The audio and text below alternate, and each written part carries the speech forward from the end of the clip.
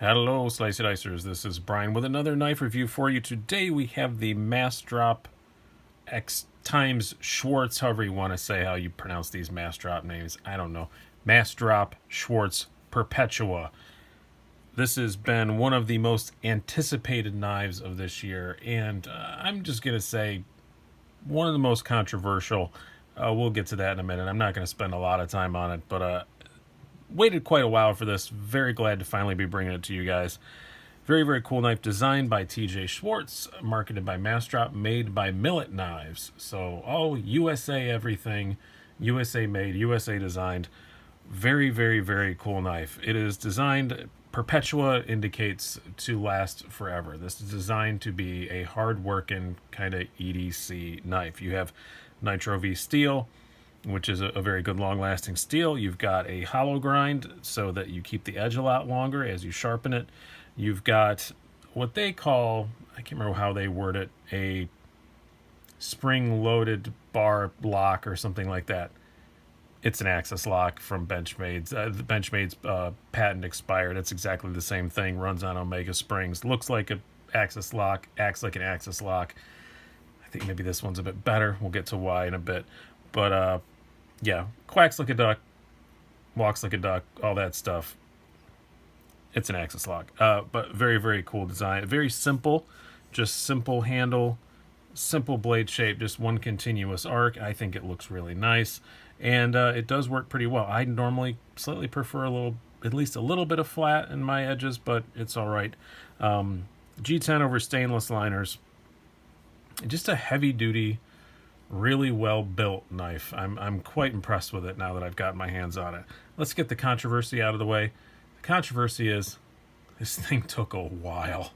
I don't know the exact date I ordered it. I know I looked back on my stuff. They charged my card on March 1st. I got it on September 8th, I believe. So it took a long time. And when I first entered the drop for this on Massdrop, if you never entered anything from Massdrop, you buy it and you get an estimated delivery date. They usually hit it pretty well. I've gotten other stuff from them. I've gotten a Cold Steel Recon 1. That was already a thing that was made and in stock. I bought a Ferrum Forged Gent. You've seen that in other videos here too. That was something that was not in stock, but it was the second run they'd made of it, so I was pretty confident that would come in time. What happens is you buy it, they give you an estimated delivery date before you hit pay, and like I said, they're usually pretty close. The estimated delivery date on this was end of June. I got it September 8th. Some people got very upset. I was one of them, I admit. I said some kind of jerkish things on the interwebs. Wound up being contacted directly by Millet. It's justifiably not too happy with me. Talked to them. Wasn't their fault at all. I just kind of jumped to conclusions. Said some things I shouldn't say. I apologize for. They had a problem with the steel. They had to get a second batch of the steel. Then there was some last minute changes to the design they had to do. And then Massdrop, whether it was through miscommunication or whatever, was giving very unrealistic delivery dates. And a lot of us got very upset. Anywho, it's here now. I'm happy it's here. I like it so much that all is forgiven. They did make about 1,000 of these. I don't know if any more are going to be available. A lot of times on Massdrop, especially when they do a large run like this, everyone gets theirs delivered and then there are a few available on the site. So we'll see if that happens. I hope that happens for your sake if you didn't order one. They are available on the secondary market for quite large prices. This was only $109, which is another reason why all is forgiven, because for $109, this thing is a wicked good deal. I've only seen two go on the internet on the secondary market. I don't know what the people actually paid for them, but I know the people selling them were putting them up for $175. So that's a big markup. I don't know if they actually got the $175, but I bet they got $150 or so. And even $150, it's still a pretty good bargain. And a lot of people either got these with the intention to flip them, are going to get them and not like them, or bought multiple ones because they're hoarders and they want to flip the other ones. JT's Knife Life. Sorry, I just want to give you crap because you were bragging that you had 3 of them on the internet. On Instagram. I gotta give you crap for it. But they're going to be available on the secondary market. I don't know exactly what the price is going to be. It's going to be more than the 109, I'm certain. But either way, if you can get one, get one. Let me explain why. Let's do some specs and stuff, get into the full review of this now that I got the whole controversy thing out of the way. And I hope I did a good job of that. If I offended anybody, please let me know. But I think I pretty much covered the whole thing. You have an overall length of 7.55 inches, blade length of 3.25 inches, blade thickness 0.125, handle thickness 0.475, weight of 4.3 ounces. It's a very good EDC size. I will say that weight kind of surprised me because when I first picked it up out of the box, and if you want to see the box and all that stuff, you can look at the unboxing video. It felt a lot heavier than that, but it is an honest to God 4.3 ounces. Let's do some size comparisons. I'm going to start off with one of our standards, a Spyderco PM2. See, just a little bit shorter than a PM2. Really good, just kind of EDC size. This is meant to be a knife, as I think in the little Massdrop video, TJ Schwarz said, that's in your pocket every day. And it's very well designed for that, very well sized for that. Do your Benchmade 940. Again, just a smidge shorter than that. Your Kershaw Knockout. Very similar in length to that. And another kind of, I'm going to call this a heavier duty EDC knife. Some things about it aren't, I guess, but I put it in that category. So another heavy duty EDC knife, the Cold Steel American Lawman. Kind of just a little bit smaller than that. And probably another one it's not a standard yet. This is the last one I'll do, but I think it's going to become a standard. Your Civivi Backlash. Because they're going to sell a lot of these. It's just a little bit shorter than that again. Quite a bit shorter blade, but as you can see, handle length, fairly similar. Okay, let's talk more about this. Design, as I said, is designed to be a hardcore, just everyday, carry it all the time knife. It does have milled out liners. That's why they get that weight down. Nice G10, a very good quality. Mine came outstanding. I like the look of it. It is what I think Stasa23 said, that's the most Brian Speck knife in the history of mankind. Brian Speck means that's my name and I'm boring and I like pretty plain knives. This is very plain, but I really like that. And it's meant to be a working knife, so I think that's perfectly fine. Not much marking. You just got the little maker's mark there, Massdrop and the serial number, 0613, Nitro V steel. That's it. That's the only markings on it. Very plain, but I think very tasteful, good-looking design. And quality-wise, as I said, mine came absolutely perfect. Now, these have just started being delivered to people. I got mine on Saturday, and I was, this is now a Friday when I'm recording this. I got it the previous Saturday. I was one of the first. For some reason, mine still has a very high serial number, though. I don't really understand that. Most people who got theirs that soon had much lower ones. I don't care. I'm going to use it, so I'm not going to complain, but just kind of odd. Mine came pretty darn near perfect. I had to turn, if you saw in the unboxing video, I turned one of the pivot screw like a quarter turn just to loosen it up just a little bit. I've since tightened it back down because it broke in. I talked to Millet. They said they did intentionally ship them, that if they had to err one way or the other, they erred on stuff being a bit tight. Mine's fine. If you go on the reviews on Massdrop right now, they're not great, but there's only 7 of them, and they sold 1,000 of these, so there's not a whole lot of reviews up yet. But a couple people had, it's mostly just a couple people that came missing an Omega spring. I don't know the details. My guess would be probably more likely the Omega spring was broken, because they do just kind of come out when they break, so I bet there's an Omega spring floating around in there. But anywho, they had a couple problems. Mine's been perfect, and I have definitely used the hell out of it. It's been in my pocket every day since I got it. I've really used it, and I've had no quality issues whatsoever. You can see perfect blade centering. Like I said, I turned one pivot screw quarter turn and then turned it right back again after it broke in. Haven't oiled it, anything like that. No blade play. no lock rocked, nothing like that.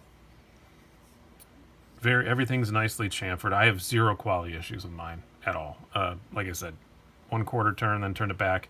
If I'd have just left it, it would have been fine in a day or two. So no quality issues for me.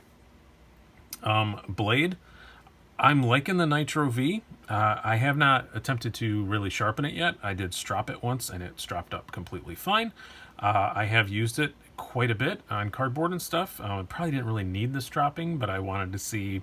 I intentionally just cut a lot of cardboard to the point where it kind of needed it, which was a whole lot of cardboard, and then stropped it just to see how it would respond, and it wasn't bad at all. It wasn't super difficult to sharpen. Massdrop misquoted the stats. I think they still have the stats on their site that this is hardened to only 57 or 58 Rockwell. That is not true. It's 60 to 61. I spoke to Millet. It's much harder than that, more like what Nitro V should be. And it's holding an edge really, really good, and it's an exotic kind of cool steel. I don't have anything else Nitro V. If anything else, that will mean that this is one you will not see on the secondary market because I don't have anything else Nitro V, so I would keep it. I'd keep it anyway, though, because it's a great knife. But it's about 20 thousandths behind the edge. Not super, super thin behind the edge, but not bad. It's a pretty good slicer. Not the most amazing one in the world, but pretty darn good. The tip on it is very robust. I do like the tip. You can definitely do some stuff with this. As I said, working knife. Great working knife shape, great working knife edge, working knife tip. And I think this steel is going to prove to be a pretty good working steel also. Ergonomically, pretty good. Actually, mostly very good. I like the shape of the handle. The jimping up here is perfect. I really like it. This 3 1/4 inch blade, I don't think it needs to have a choil on it. I think it's fine as it is. You can really get down and you move up and do some stuff, or you can hold it regular saber grip. The only problem I have with the ergonomics, and again, the G10 is really nice too. It's perfect amount of just grippy enough. But the problem I have with it is the pocket clip is definitely a hot spot. I can't deny that. Right here. That's the last little swoop. The rest of it's fine, but that last little swoop is, I can definitely feel that right there. It's right, this corner right here is the offending member. I think I may try and bend that a little flatter. It doesn't need to be a lot. If I could just move that down a couple millimeters, I think it would be a lot better. It's not really a big deal in normal kind of EDC sort of task, but when I was really hacking at some cardboard, I definitely could feel it. Other than that, ergonomically pretty good. A lot of people have said, maybe there'll be an aftermarket clip for it. I highly doubt that. This is a Massdrop knife. They're only making 1,000 and then they're gone, and no guarantee they're coming back. So kind of doubt somebody's going to make an aftermarket clip for it. But if they do, great. But I don't think that's going to happen. In the meantime, I'm probably just going to try and flatten this one out a little bit. Let's talk about the carry of it. The pocket clip does work extremely well, though, I do have to say. It does obviously have plenty of ramp. That's why it catches my pocket. So much ramp or it catches my hand. So much ramp that I am confident I can bend this down a bit, and it'll still have plenty of ramp. But really good tension. Doesn't carry super deep, but not bad. And as this is marketed, and intended to be used as a working knife, a lot of working guys, you got gloves on and stuff, you want a little bit extra to grab a hold of.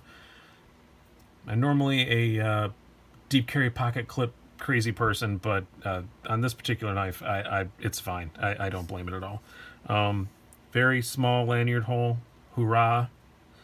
No compromise to the design to put a giant lanyard hole on it, so very, very good. And I said under half an inch in thickness, 4.3 ounces. Really good to carry. It's very nice to have in the pocket. You can get your hand right by it. There's no flipper tab sticking out or anything like that. Deployment, really, really liking it. I'm an unapologetic Benchmade guy. I know some people have, anti-Benchmade rants. I'm not one. The aforementioned 940 is one of my favorite knives ever. Similar lock system, identical lock system pretty much. But I like something they've done with this. They both run on phosphor bronze bushings. That's what what the Axis lock is designed to run on. But first of all, the spring tension on this is a little higher than you usually find on an out-of-the-box Benchmade. And the bushings on it are, as far as I can tell, a little bit larger. And what that's done, and I may be wrong about that, but they seem to be a little bit larger. I've never taken this apart because one downside to the access lock is it is a pain in the ass to take apart. So not done that. Not gonna if I don't have to. All my Benchmads, I have taken apart. I am perfectly capable of taking apart a Benchmade and putting it back together, but not with a lot of swearing involved. So I'm not going to take this apart unless I absolutely have to. But anywho, whatever they've done inside this, I think it's the larger bushings. This is the 940 when it drops. It's just kind of a guillotine sort of, once that lock lets go, bang, and it closes, which is fine. It's fun. It's very fun to play with and do all this stuff. It's great. But as you can see, sometimes it bangs off of the stop. This isn't that way. This has a nice, lovely hydraulic feel. Again, I've not attempted to drip any oil in this or anything. It's just, you pull it and it lets right go, but it falls at that speed. It's kind of a, I said in the live video there, and I think I called it like, you know, the Star Trek doors opening and closing. It just has that lovely, instead of the just bang. And man, I love it. But you can still do all the usual access lock stuff. If nothing else, better. So this is not an access lock because it's better than an access lock. I'm really loving the lock on this knife. I love the action on it. It's so much fun to play with. You do have the thumb studs too. Another complaint I've seen people saying, the thumb studs are too close to the handle. Yeah, if you just are looking at it, they look like they might be, but you know what? They're textured and stuff. They work perfectly fine. Sometimes I want to tell people, try playing with a knife before you say stuff about it. Just a wild thought there.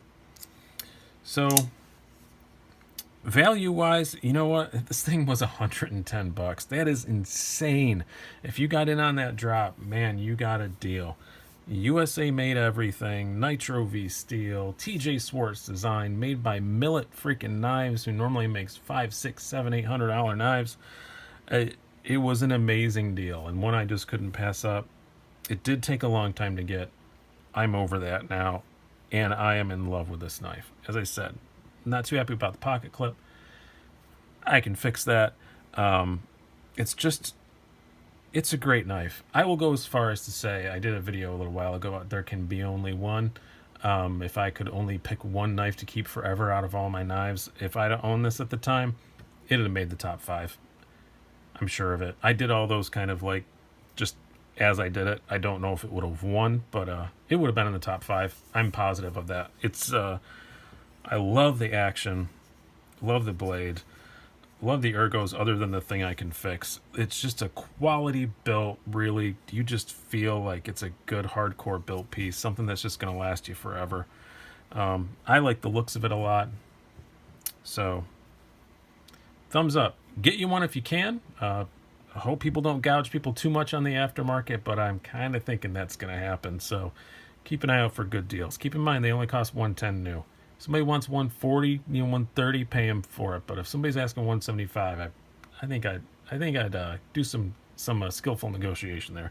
Hope you guys have enjoyed this. I've been Brian. Have a good one.